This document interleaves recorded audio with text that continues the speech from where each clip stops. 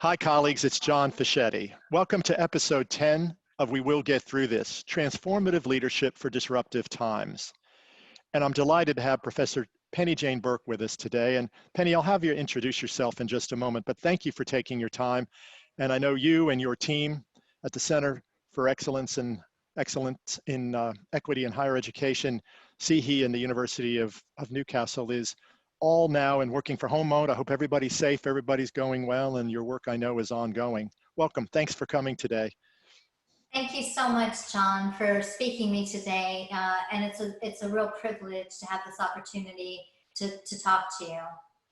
Great. And the topic we want to bring to our school leaders, that means principals or deputy principals, their head teachers, their team leaders, and just the general listeners to this podcast and YouTube series, is a pretty serious one. And it's one you and I have talked offline about, and you bring both personal experience and professional expertise, and many members of your team are into this topic and the related ones. But one of the worries that we have, Penny, is that during this time when so many families are sequestered with one another, that those who are victims of gendered violence, the particular women and their children, this is a horrible time, and we may need strategies for our school leaders to be able to reach out and make sure, when necessary, interventions are possible, or even just to check in that everybody's going okay.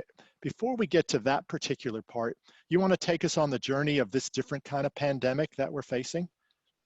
Well, I think it's really important to think about that journey, about this particular pandemic of gendered violence against women, because it is ongoing. So although we need to really be thinking about the urgency around these issues in the light of the new global pandemic of COVID-19 and the way that that exacerbates situations for many women and children and their families and communities, and we need to think very carefully about that, we also need to understand that this global pandemic of gendered violence is ongoing. It has a long history. It often isn't foregrounded in the public domain. And so we struggle to bring to light the issues around this and to develop the nuanced understanding so that we can better support, protect, find ways to redress this terrible pandemic of gendered violence.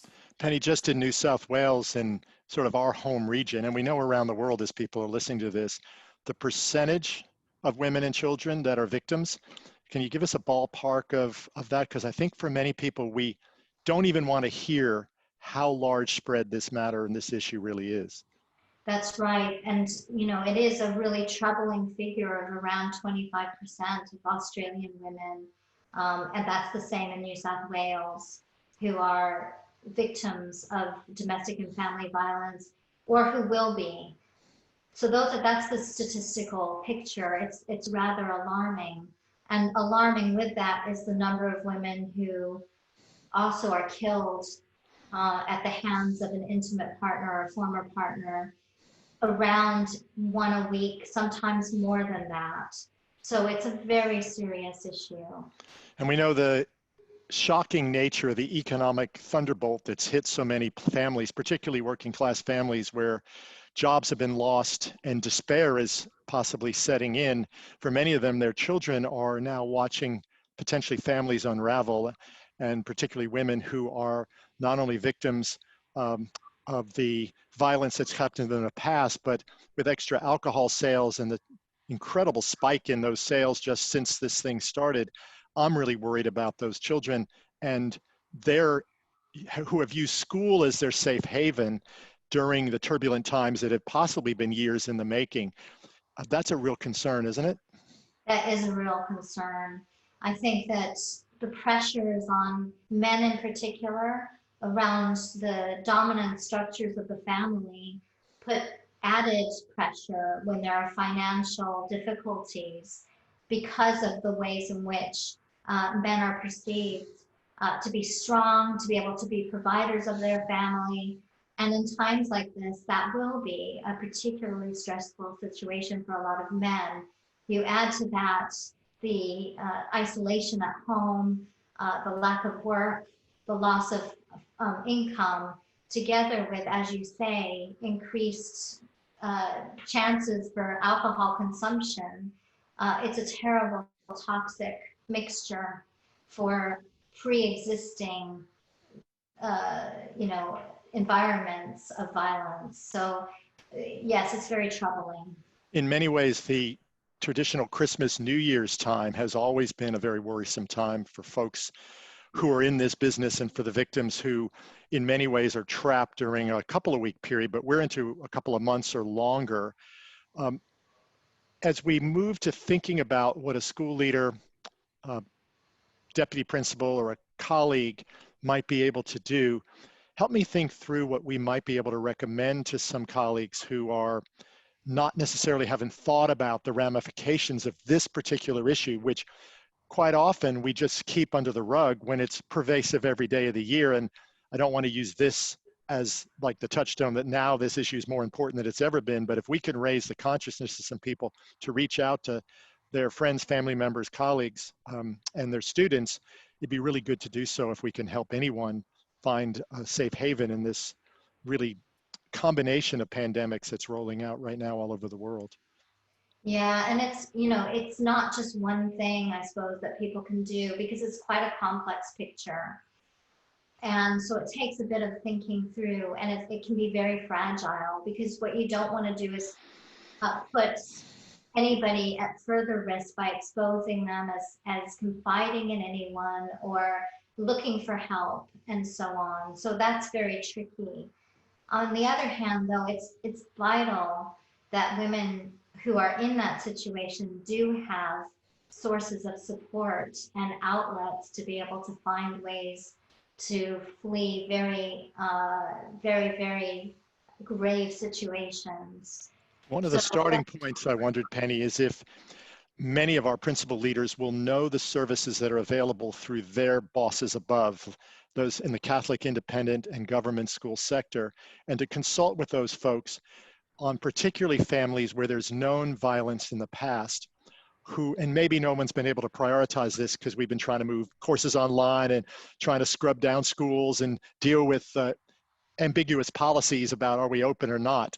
But as we settle into both an Easter time and then a post time, maybe they could seek those resources for what might be appropriate to do with families where there already is a violent record on file and seek their expertise in addressing, contacting to just make sure people are okay at the start.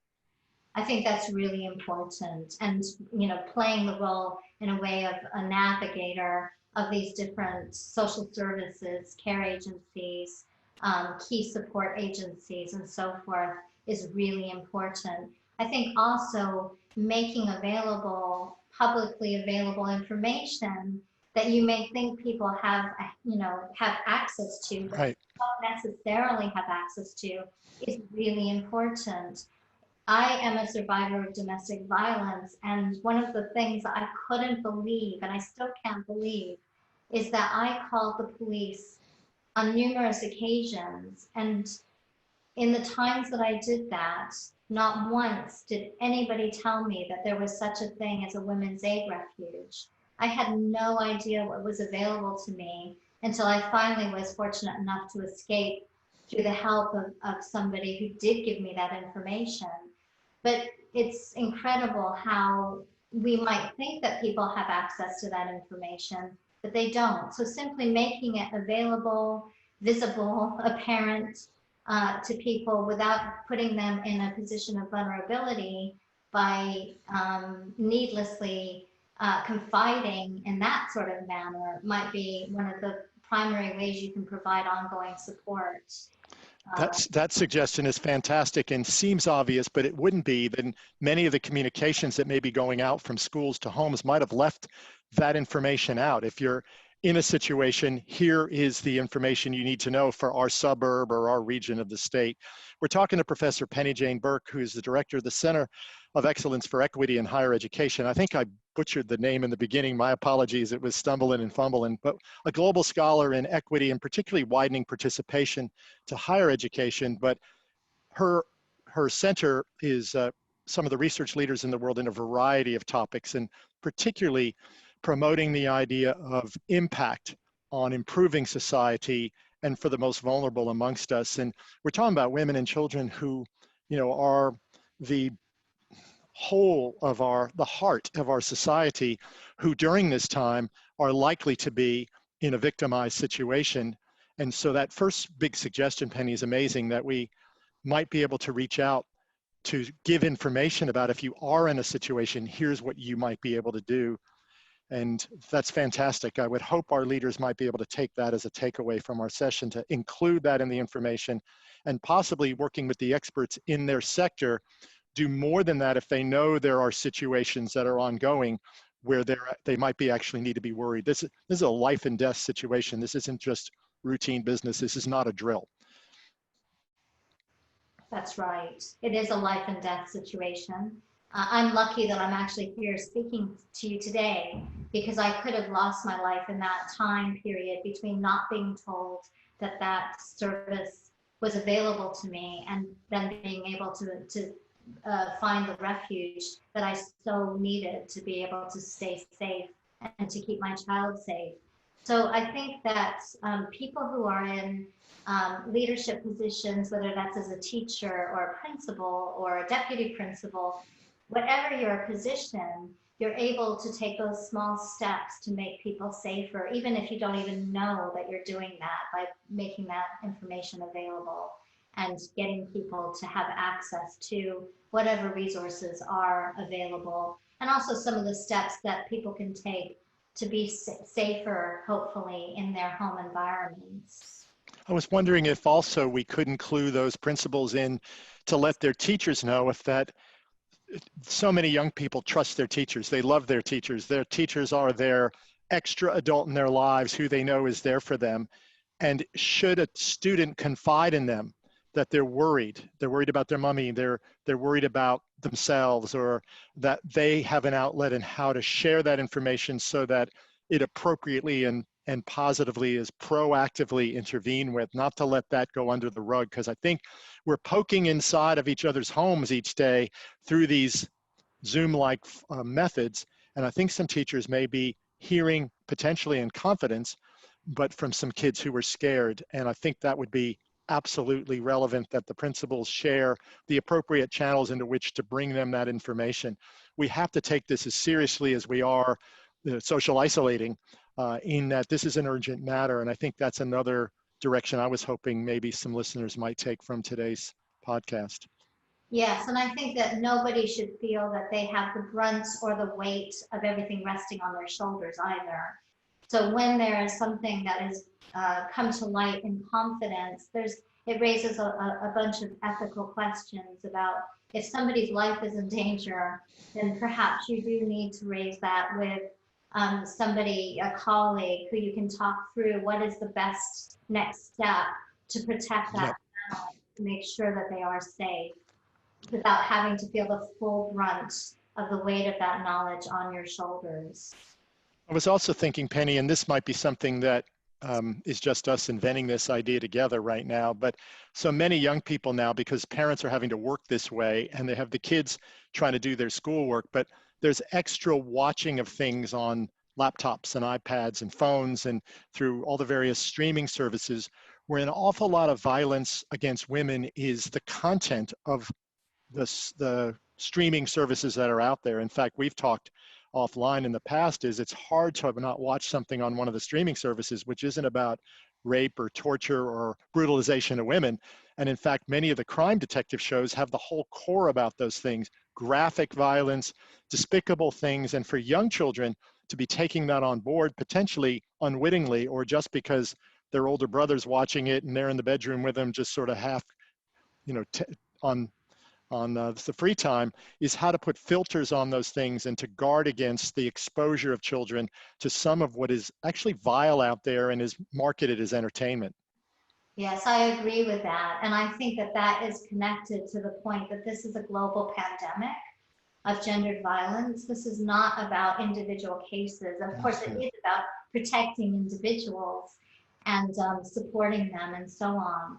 But those individuals are experiencing this in a broader social system that is normalizing violence against women in a whole host of ways, in the kinds of ways that you say, that we almost take for granted, and it becomes just part of our culture and our expectation, and that's very dangerous. And that's why we need to have a close-up view about what's going on in terms of COVID-19 and the immediate urgent issues for families, but we also need to sustain a long-term view that understands that this is about gender relations and gender structures and gender discourses that sometimes normalize unequal relations between men and women, for example, or violence against women in all sorts of ways that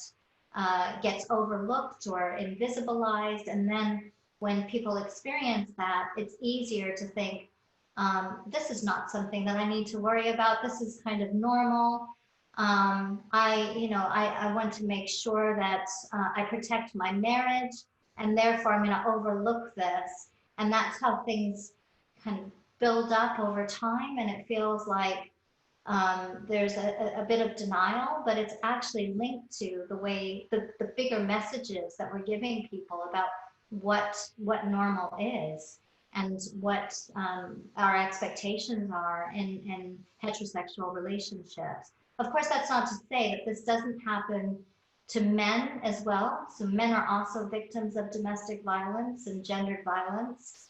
And it also happens within LGBTQI plus communities as well. So it's not that it only happens to women and children, but it is about the overarching gender structures within our society. And those are historical, they're in our legal systems as well as in our cultural values and perspectives. So they're quite complex, and it makes it difficult for individual women to understand what's happening to them, and also not feel that it's somehow their responsibility or their shame that they're going through this. So we need a bigger debate, and we need to sustain that bigger debate. We need to continue to struggle for gender equality, but we also need to think very carefully about this current situation, which is possibly and probably going to exacerbate the situation for a lot of women and children right now. Wow, that was amazingly well said. And I think our listeners may have just gotten little goosebumps thinking through the implications of all of that. Just amazing words that you just shared. As a victim, as a young person myself in a family of extraordinary domestic violence, it's the flashbacks that I'm feeling. And I just wish there was someone there to support my mom. If we had been in COVID land or in general, there was very little support, including in our church-related community, which just looked the other way, knowing what was happening. I wonder if we could finish up, Penny, and I don't want to create a cup half full at all around this, but I wonder if for those women who may have come to the other side, may have started a pathway toward their own rebuilding of their lives by either removing a partner who was violent or by moving forward with the way you had to create a new life, about the opportunities that are available in universities all around the world, and particularly the one we happen to work at, for education as a way forward. I think for many women, they're looking for a next step. And to be honest with you, they may want to use this transition period from a job they didn't like anyway to something else, but they'll need an educational pathway there. Can you speak for a little bit about the possibilities of enabling programs and the possibilities of giving something a go, even if it's part-time and even if it's online, that could be a way forward that would open up a whole new door that has helped you be a world's leading scholar in your field? Thank you, John. Well, this is why, from my own experiences, I have a strong belief in the power of education and lifelong learning to transform people's lives more generally, but particularly for survivors of domestic and family violence.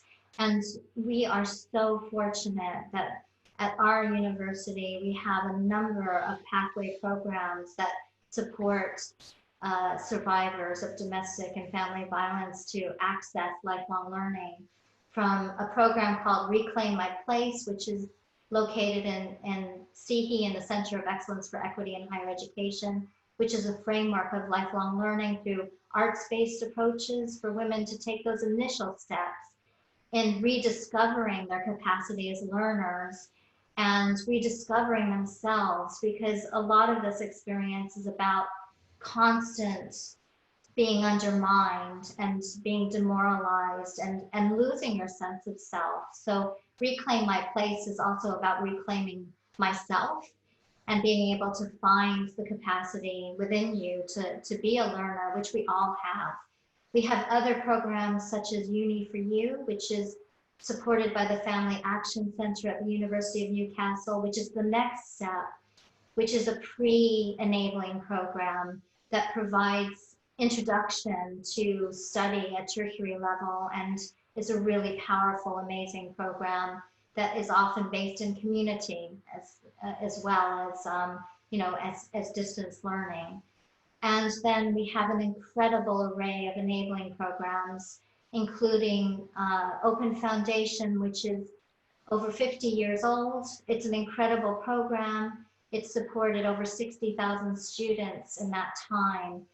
And it's open access, it's openly available. It's an incredible opportunity to take the steps back into higher education for a lot of survivors of domestic and family violence. So there are opportunities, and there are opportunities in other parts of the country as well. So it's looking to find what those are. And it's about taking it slowly, patiently, building those steps slowly with the support of others. And I think, again, one of the lessons that came out of my own experiences is that this is never about our individual lack of strength or lack of motivation or some sort of lack of resilience. It's about the gendered structures that exist. And we need the support of others to help us get through that. I wouldn't be where I am now if I hadn't had the support of so many important others, significant others. So that's not a weakness, that's a strength. Draw on that support, explore it wherever you can, and talk to people as much as you possibly can. And hopefully that will open up more and more as you go through the process of survival. But survival is not always about just fleeing domestic violence. It's also about the everyday experience in that situation.